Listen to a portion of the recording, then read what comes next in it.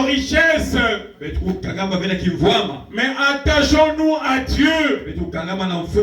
Ne nous attachons pas aux richesses, à l'argent. Mais attachons-nous à Dieu. Apocalypse 3. À partir du verset 17 jusqu'au verset 18. Parce que tu dis, je suis riche.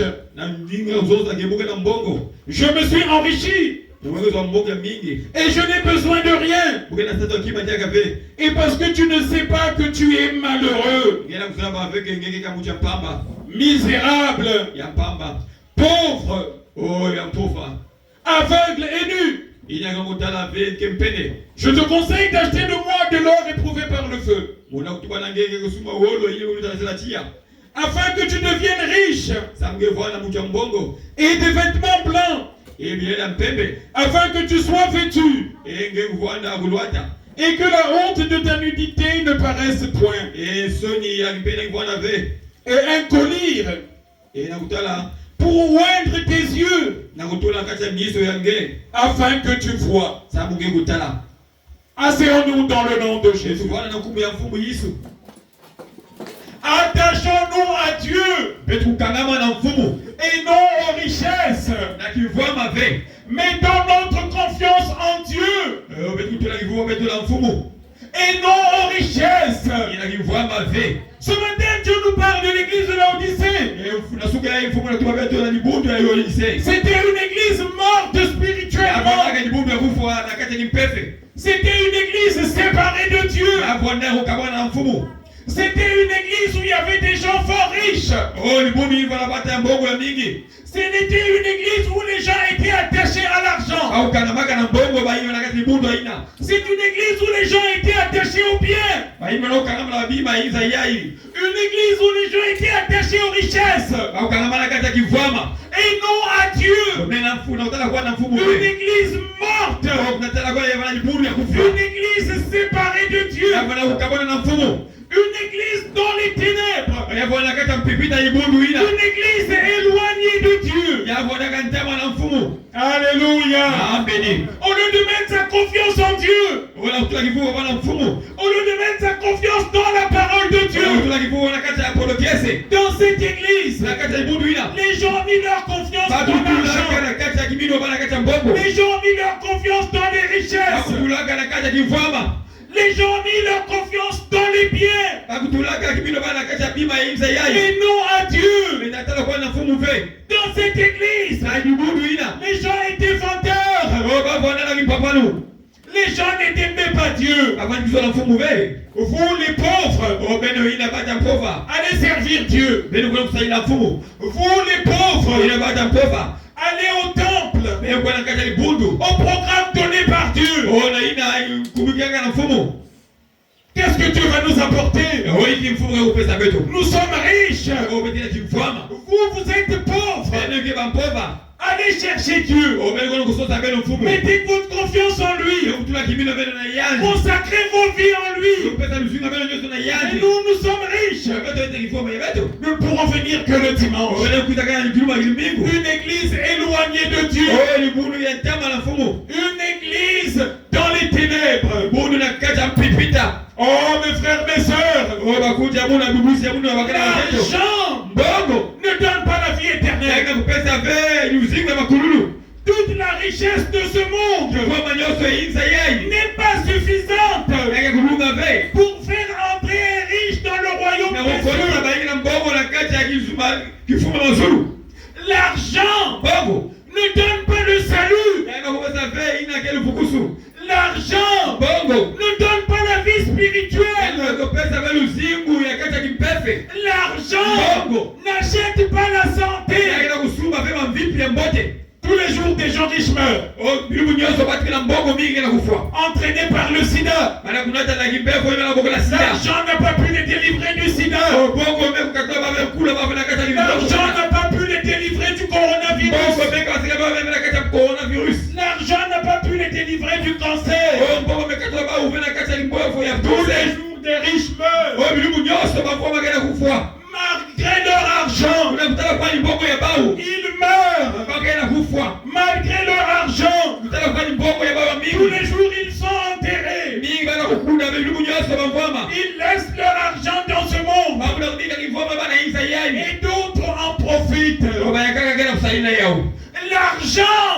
ne donne pas la paix. Plusieurs ont l'argent, mais ils ont peur. Que va-t-il m'advenir? Serais-je encore en vie? Malgré leur argent, la peur a rempli leur cœur. La peur pour leur vie. La peur pour leur investissement. La peur pour le lendemain. L'argent n'achète pas la paix. L'argent n'achète pas la joie. L'argent n'achète pas la vie. L'argent n'achète pas le bonheur. Plusieurs sont riches, mais ils ont perdu la paix. Plusieurs sont riches, ils ont perdu le bonheur. Plusieurs sont riches, ils ont perdu la joie. Zaché était fort riche. Et il a compris que cet argent ne pouvait pas le sauver. Il a compris que cet argent ne pouvait pas le rapprocher de Dieu. Il a compris que cet argent ne pouvait pas lui donner la joie. C'est pourquoi lorsqu'il a entendu que Jésus-Christ de Nazareth passait dans sa ville, il est monté sur un arbre afin de le rencontrer et trouver la paix véritable et trouver la joie véritable. Alléluia. Alléluia. Plusieurs avaient mis leur foi dans leur argent. Aujourd'hui, ils ont tout perdu. Hier, fort riches, mettaient leur confiance dans l'argent. Et aujourd'hui, ils n'ont plus rien. Aujourd'hui, ils sont dans le dénuement. Ils ont perdu ce sur quoi ils avaient mis leur foi. Et aujourd'hui, ils ont compris. Alléluia. Amen. Qu'ils auraient dû mettre leur foi en Dieu. Alléluia. Amen. Notre foi, c'est en Dieu. Et quand nous mettons notre foi en Dieu, ce Dieu-là nous bénit. Quand nous mettons notre foi en Dieu, ce Dieu nous donne la paix. Quand nous mettons notre foi en Dieu, ce Dieu-là nous remplit d'assurance et de confiance. L'argent ne sauve pas. L'argent ne donne pas la vie éternelle. Le séjour des morts est rempli de personnes qui étaient riches. Sur terre, ils étaient riches. Mais aujourd'hui, ils souffrent dans le séjour des morts. Sur cette terre, ils étaient riches. Mais aujourd'hui, dans le séjour des morts, ils ont soif. Et personne pour leur donner un verre d'eau. Sur cette terre, ils étaient riches. Mais dans le séjour des morts, ils sont tourmentés continuellement. Sur cette terre, ils étaient riches. Mais aujourd'hui, dans le séjour des morts, ils sont dans des souffrances continuelles. Ils sont dans un malheur continuel. Donc personne ne peut les délivrer. Parce que quand on meurt, c'est fini. Il faut faire le choix de suivre Jésus. Quand on est vivant, quand on est mort, c'est fini. Alléluia. Amen. Choisissons de croire en Jésus. Vivant. Choisissons de mettre notre confiance en Jésus. Vivant. Choisissons de suivre Jésus. Amen. Matthieu 16, 26. À quoi sert-il à un homme de gagner le monde si c'est pour perdre son âme? À quoi sert-il à un homme de gagner le monde si c'est pour perdre son âme? À quoi cela sert-il d'être immensément riche sur cette terre si c'est pour passer son éternité en enfer? Ça n'en vaut pas la peine. À quoi sert-il d'être immensément riche sur cette terre si c'est pour brûler dans les flammes éternellement? À quoi sert-il d'accumuler des richesses sur cette terre si c'est pour souffrir éternellement en enfer? Ça n'en vaut pas la peine. Ça n'en vaut pas la peine. Être riche pendant 7 ans, 60 ans sur cette terre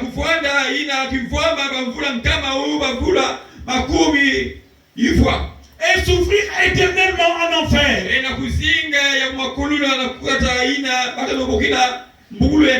Être comblé de richesses pendant 100 ans et être torturé en enfer éternellement. Cela n'en vaut pas la peine. Cela n'en vaut pas la peine. Cela n'en vaut pas la peine. Une fois dans la fosse, les richesses sont oubliées. Une fois dans la fosse, l'argent est resté derrière nous. Il est réservé à l'homme de mourir une fois. Après quoi vient le jugement? Et si nous avions rejeté le Christ, nous voilà dans les flammes. Nous voilà tourmentés jour et jour. Nous voilà souffrant nuit et jour. Cela n'en vaut pas la peine. Cela n'en vaut pas la peine. Alléluia. Amen. Alléluia. Amen. Je parle à l'église de Laodicée. Vous dites que vous êtes riche. Mais moi, Dieu, je dis que vous êtes malheureux. Vous êtes riche, mais malheureux. Car dans les ténèbres, séparé de Dieu et destiné à la condamnation éternelle. Dieu dit à ceux de l'église de Laodicée, vous êtes riches, mais vous êtes malheureux, séparés de Dieu, dans les ténèbres, destinés au jugement éternel. Dieu dit à ces personnes, vous êtes riches, mais misérables. Vous êtes riches, mais vous faites pitié. Vous faites riches, mais vous faites pitié. Car destiné au jugement éternel, destiné à la condamnation éternelle. Dieu dit, bien que vous êtes riches, vous êtes misérables. Vous faites pitié. Vous faites pleurer. Car vous êtes condamnés. Et qui pourra vous libérer du jugement de Dieu? Dieu dit, bien que vous êtes riches, vous êtes pauvres. Car la véritable richesse, c'est la paix de Dieu. La véritable richesse, c'est le salut. La véritable richesse, c'est la vie éternelle. La véritable richesse, c'est être réconcilié avec Dieu. La véritable richesse, c'est être conduit par le Saint-Esprit. Je dis à l'église de Laodicée, vous êtes riches, mais pauvres. Pauvres en esprit. Car vous n'avez pas le Saint-Esprit. Vous n'avez pas les dons du Saint-Esprit. Vous n'avez pas la vie de Dieu en vous. Vous n'êtes pas réconcilié avec Dieu. Vous n'êtes pas réconcilié avec Christ. Bien que riche, aux yeux de Dieu, vous êtes pauvres. Pauvres spirituellement. Alléluia. Amen. Alléluia. Amen. Bien que riche, vous êtes aveugle. Votre vision de la vie est fausse. L'église de la disait que je suis riche, cela me suffit. Je suis riche, je n'ai pas besoin de Dieu. Dieu dit vous êtes aveugle. Vous n'avez pas compris qu'est-ce que c'est la vie. La vie ce n'est pas les richesses. Mais la vie c'est être réconcilié avec Dieu. La vie c'est être rempli du Saint-Esprit. La vie c'est marcher en nouveauté de vie. Riche, mais aveugle, suivant une mauvaise voie qui vous conduira à la mort éternelle. Vous êtes riche, mais nul, c'est-à-dire dans la boue du péché, demeurant dans la boue du péché, persévérant dans le péché, ayant pris goût au péché. Vous êtes riche, mais devant Dieu, vous êtes nul. Vous êtes riche, mais aux yeux de Dieu, vous êtes misérable. Vous faites pitié. Continuons la parole de Dieu.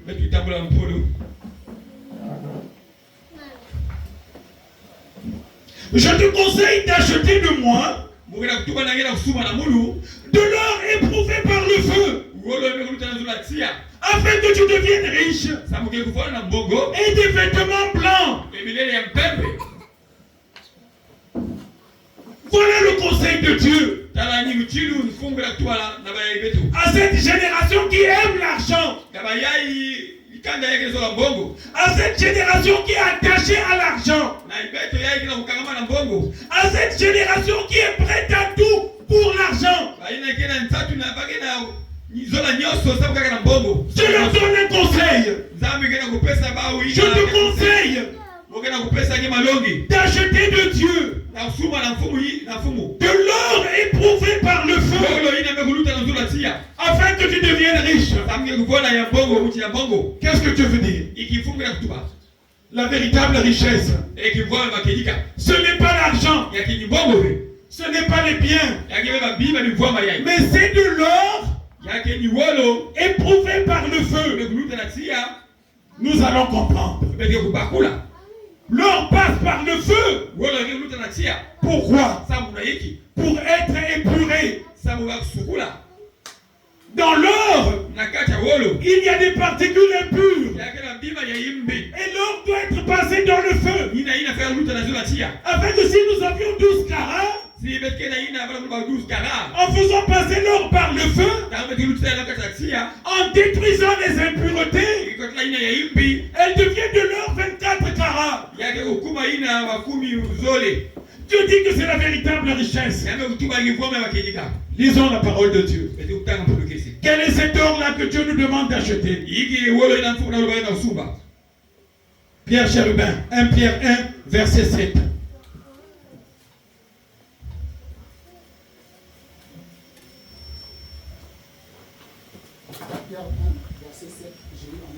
Nous rendons grâce à Dieu. Que le preuve de votre foi, plus précieuse que de l'or périssable, qui cependant est éprouvé par le feu, aille pour résultat la louange, la gloire et l'honneur lorsque Jésus-Christ apparaîtra. L'épreuve de votre foi,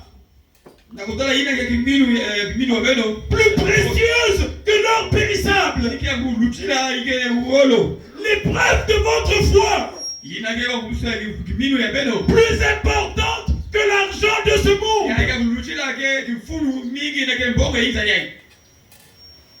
L'épreuve de votre foi. Je fais un parallèle entre la foi et l'or.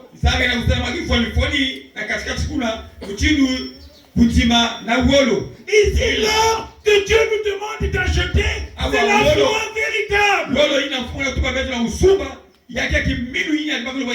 même que l'or est passé par le feu pour être purifié, toi aussi tu dois passer par le feu de l'épreuve. Par l'épreuve, ta foi grandit. Par l'épreuve, ta foi est solidifiée. Par l'épreuve, ta foi grandit. Ta foi devient plus forte. Ta foi est solidifiée. Quand je dis à ceux qui aiment l'argent, je te conseille d'acheter de moi, de l'or purifié par le feu.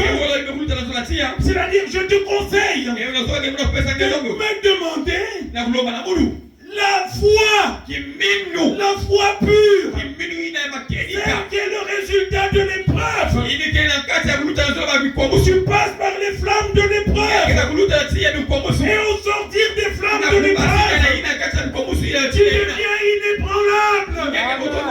C'est cette foi-là que Dieu nous demande de lui demander. La foi véritable, la foi pure, la foi sincère vis-à-vis de Dieu. Cela est plus important que l'argent. Cela a plus de valeur que l'argent. Je te conseille d'acheter auprès de Dieu de l'or éprouvé par le feu. C'est-à-dire une foi véritable, une foi sincère, la foi qui résulte de l'épreuve, la foi qui résulte des combats, la foi inébranlable. Cette foi-là, c'est ça ce qui a de la valeur. Plus de valeur que l'argent. La foi d'une personne véritablement attachée à Dieu. La foi d'une personne aimant Dieu plus que l'argent. La foi d'une personne aimant Dieu plus que les biens. La foi d'une personne aimant Dieu plus que les choses de ce monde. Alléluia. Amen. La foi de l'épreuve. L'épreuve de la foi. Dieu augmente la température. Il augmente la température. Comme pour Shadrach, Meshach, Abednego. Il faut refuser de s'agenouiller devant la statue du roi. Le roi dit augmenter la température du feu. La foi, l'épreuve de la foi. Dieu permet que le feu soit augmenté. Que tu passes au travers des flammes. Et qu'au sortir des flammes, ta foi soit augmentée. Et qu'au sortir des flammes, ta foi soit solidifiée. Et qu'au sortir des flammes, ta foi soit inébranlable. Dans le Dieu Tout-Puissant. C'est ça à quoi nous devons nous attacher. La foi en Dieu. La foi sincère. La C'est plus précieux que l'argent. Par la foi sincère, le cancéreux est guéri. Par la foi inébranlable, le sidéen est guéri. Par la foi inébranlable, celui qui a le sida est guéri. Celui qui est milliardaire, il peut acheter la santé. Celui qui est milliardaire et qui est emporté par la maladie, son argent n'est pas suffisant pour le sauver. Mais de l'autre côté, on a un homme avec peu de moyens, mais avec une foi inébranlable. Par sa foi inébranlable, le sida est détruit dans son corps. Par sa foi inébranlable, le cancer est détruit dans son corps. Par sa foi inébranlable, la maladie est détruite au-dedans de son corps. C'est ce que nous devons rechercher prioritairement. Ce que l'argent ne peut pas acheter, nous pouvons l'obtenir par la foi. Par la foi, nous sommes bénis de Dieu. Par la foi, nous faisons des percées. Par la foi, nous allons de l'avant. Par la foi, nous allons de victoire en victoire. Par la foi, nous allons de guérison en guérison. Par la foi, nous voyons la gloire de Dieu. Ce que nous avons obtenu par la foi, l'argent ne peut l'obtenir. C'est pourquoi Dieu dit non. Demande-moi la foi véritable. Parce que ton argent n'a pas pu te donner la paix. Mais la foi te remplit de paix. La foi te remplit de joie. La foi te remplit de bonheur. Dans les flammes, mais dans la paix. Parce que tu as la foi. La foi est plus importante que l'argent. L'argent est limité. L'argent ne permet pas de tout acquérir. Mais la foi nous permet d'entrer dans les promesses. La foi nous permet de voir la gloire de Dieu. La foi nous permet de voir la puissance de Dieu. Ce que le riche n'a pas pu obtenir par son argent, l'homme foi l'a obtenu de Dieu. Donc la véritable richesse, c'est la foi. Alléluia. Par l'argent, l'homme riche n'a pas pu obtenir le salut. Mais par la foi, nous avons le salut. Par la foi, nous sommes réconciliés avec Dieu. Par la foi, nous avons la vie éternelle. Que l'argent n'a pas pu obtenir. Nous l'avons obtenu par la foi. C'est pourquoi Dieu dit la véritable richesse. Ce n'est pas l'argent, mais c'est la foi. Cherchons la véritable richesse. C'est la foi. Cherchons la foi. Cherchons la foi. C'est ça la véritable richesse. La foi, c'est la véritable richesse. Ce que les gens n'ont pas pu obtenir par l'argent, ils l'ont obtenu par la foi. C'est-à-dire, et c'est pourquoi tu as dit chercher la foi et non l'argent. Le pouvoir de l'argent est limité, mais le pouvoir de la foi est illimité. La véritable richesse, c'est la foi. La foi, c'est une richesse plus grande que l'argent. Alléluia. Amen. Dieu augmente la température. Et vous me dites, Les épreuves se multiplient. et Les épreuves augmentent.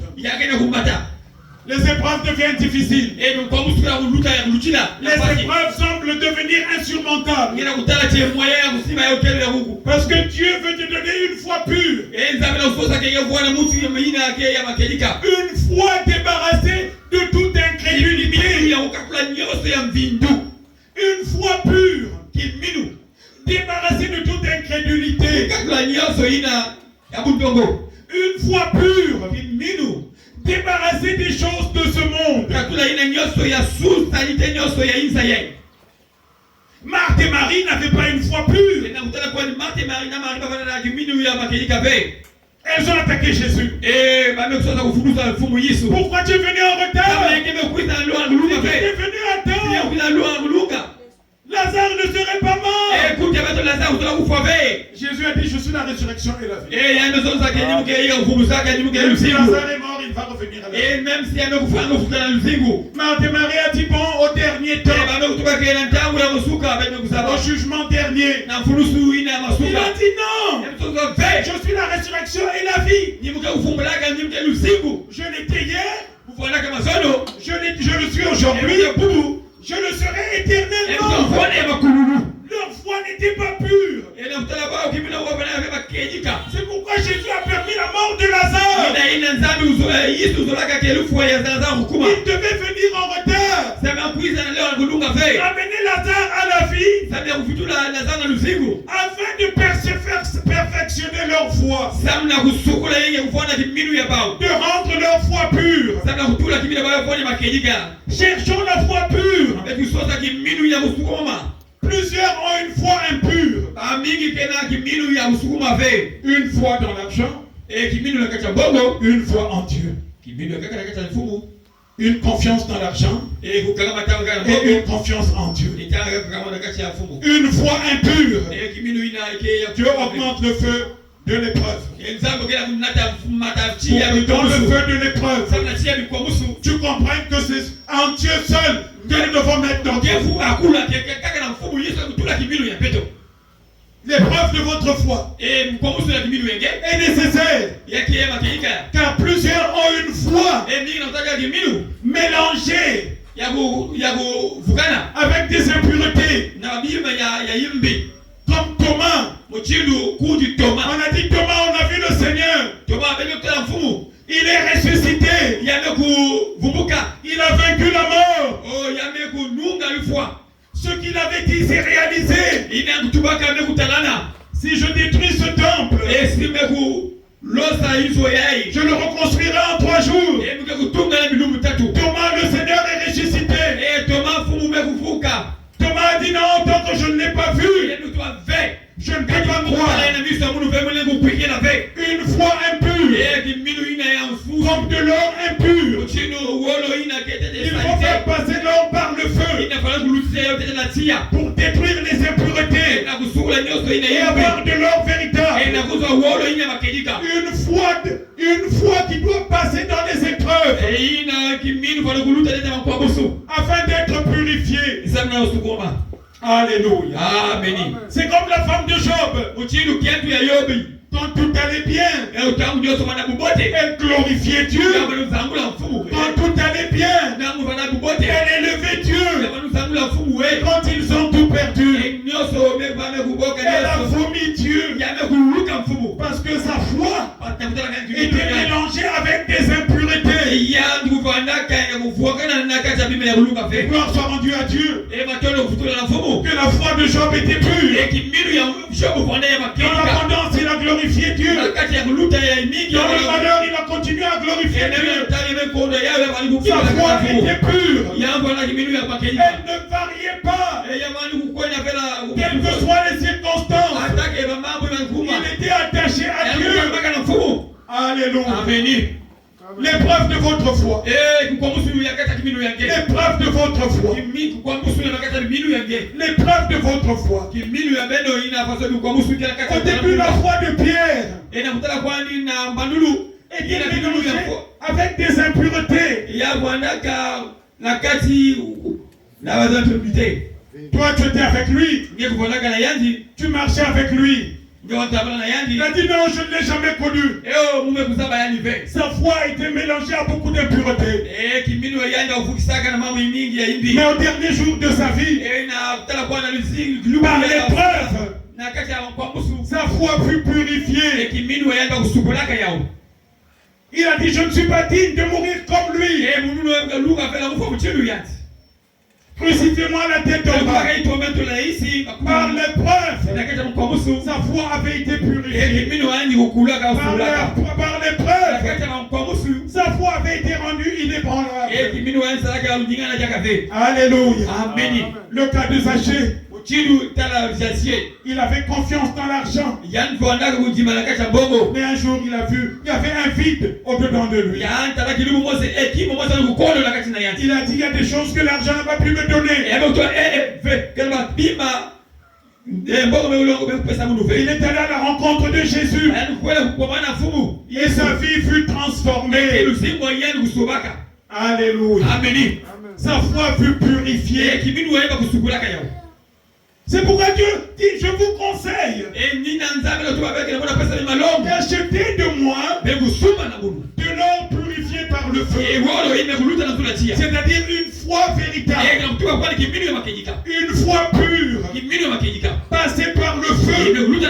Passée par l'épreuve. Une foi sincère. Une foi inébranlable. Dieu a dit à chercher cela. Et non l'argent. Parce que ce que nous pouvons obtenir par la foi, l'or ne peut pas, l'argent ne peut pas l'obtenir. Achetez auprès de moi de l'or éprouvé par le feu. C'est-à-dire la foi véritable. La foi pure. La foi sincère. Issue de l'épreuve. Issue des combats. Issue des tribulations. Quand tu comprends, non. Dieu est véritable. Dieu est tout puissant. Je préfère m'attacher à ce Dieu. Si Dieu est avec moi, personne ne pourra être contre moi. Achète auprès de moi de l'or purifié par le feu. La foi véritable qui sort du feu de l'épreuve. La foi inébranlable. La foi sincère. La foi forte. Alléluia. Amen. Et achète auprès de moi des vêtements blancs.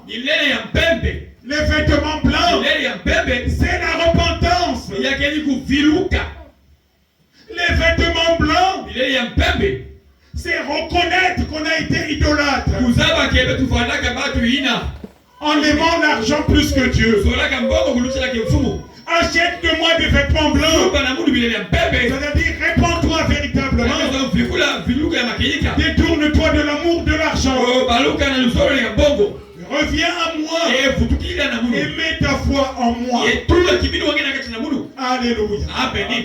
Dieu dit achète auprès de moi la repentance. Achète auprès de moi la foi véritable. Voilà ce qui est important. La repentance véritable. La foi véritable. C'est plus important que l'argent. C'est plus important que les biens de ce monde. C'est plus important que les richesses de ce monde. Et qu'est-ce que Dieu dit après? Un collier. Un collier pour oindre tes yeux afin que tu vois. Je donne 3 conseils à l'église de Laodicée. 1. Cherchez auprès de moi la foi véritable. Cherchez, venez auprès de moi. Cherchez auprès de moi la véritable repentance afin d'être réconcilié avec moi. Et et un collyre pour oindre tes yeux afin que tu vois. Avant de venir à Dieu, nous avons une autre vision du monde. Avant de venir à Dieu, la vision que nous avions du monde, c'est l'argent, c'est les biens, les plaisirs de ce monde. Or, nous étions aveugles. Dieu dit, viens recevoir de moi un collyre. Un collyre. Quel est ce collyre-là? Quand tu reçois ce collyre-là dans les yeux, tu retrouves la vue. Ce collyre-là, c'est le Saint-Esprit. Le Saint-Esprit vient te donner la véritable vision. Le Saint-Esprit fait tomber ce qui bloquait ta vue. Le Saint-Esprit vient te faire comprendre que la priorité, c'est d'être réconcilié. Le Saint-Esprit te délivre tes yeux et te fait comprendre qu'est-ce qui est la priorité. S'attacher à Dieu, s'attacher à sa parole, le servir, faire sa volonté et non chercher les choses. Cherchons auprès de Dieu la repentance, la foi véritable et le Saint-Esprit. Alléluia. Afin de connaître les priorités, afin de connaître ce qui est important. Sans le Saint-Esprit, ce qui était important avant le Saint-Esprit, c'était les choses de ce monde, les plaisirs de ce monde, les richesses de ce monde. Mais quand tu reçois le Saint-Esprit, les œillets tombent, tu retrouves la vue. J'ai perdu mon temps pour rien. La priorité c'était de chercher Jésus. La priorité c'était de m'attacher à Jésus. La priorité c'était de m'attacher à sa parole. La priorité c'était de chercher la foi. La priorité c'était de le servir. Cherchons ces trois choses auprès de Dieu: la foi, la repentance et le Saint-Esprit, pour retrouver sa vision, retrouver le sens des priorités. Il est vivant. Il est ressuscité. Il est vivant. Il est ressuscité. Qui? Jésus. Où? Dans mon cœur. Acclamons le Seigneur. Mais où il est,